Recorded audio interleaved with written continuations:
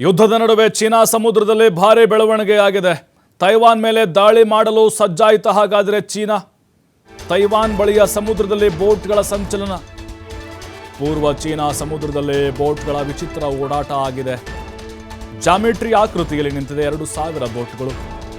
ನೋಡಿ, ಮತ್ತೆ ಒಂದು ವಾರ್ ಶುರುವಾಗುತ್ತೆ. ಹಾಗಾದರೆ ಚೀನಾ ತೈವಾನ್ ನೋಡಿ ಇಲ್ಲಿ ಕಾಣಿಸ್ತಾ ಇದ್ದಾವೆ ನಮಗೆ. ಅಲ್ಲಿ ಯುದ್ಧ ನಡೀಬೋದಾ ಅಂಥೇಳಿ ಚೀನಾ ಮತ್ತು ತೈವಾನ್ ಮಧ್ಯೆ. ಯಾಕಂದರೆ ಈ ತೈವಾನ್ ಚೀನಾ ಬಿಕ್ಕಟ್ಟು ಬಹಳ ವರ್ಷಗಳಿಂದ ಆಗ್ತಾ ಇದೆ. ತೈವಾನ್ ಮೇಲೆ ಯುದ್ಧ ಯಾವಾಗ ಬೇಕಾದರೂ ಕೂಡ ಸಾರಬಹುದು. ನೋಡಿ, ಸೇಮ್ ನಮಗೆ ಜಾಮಿಟ್ರಿ ಆಕೃತಿ ಕಾಣಿಸ್ತಾ ಇದೆ. 2,000 ಬೋಟ್ಗಳು ವಿಚಿತ್ರವಾಗಿ ಓಡಾಡ್ತಾ ಇದ್ದಾವೆ. ಯಾವ ಕಡೆಯಿಂದ ಯಾವ ಕಡೆ ಹೋಗ್ತಾ ಇದ್ದಾವೆ, ಎಲ್ಲಿ ನಿಂತಿದ್ದಾವೆ, ಎಲ್ಲಿ ಬರ್ತಾ ಇದ್ದಾವೆ, ಯಾವುದು ಗೊತ್ತಾಗ್ತಾ ಇಲ್ಲ. ಅಂದರೆ ಇಲ್ಲಿ ತೈವಾನನ್ನು ವಶಪಡಿಸಿಕೊಳ್ಳೋಕ್ಕೆ ಚೀನಾ ಹವಣಿಸ್ತಾ ಇದೆ. ಇದು ಇವತ್ತಿಂದು ನಿನ್ನೆದಲ್ಲ, ಬಹಳ ವರ್ಷಗಳಿಂದ ಕಾದು ಕೂತಿದೆ.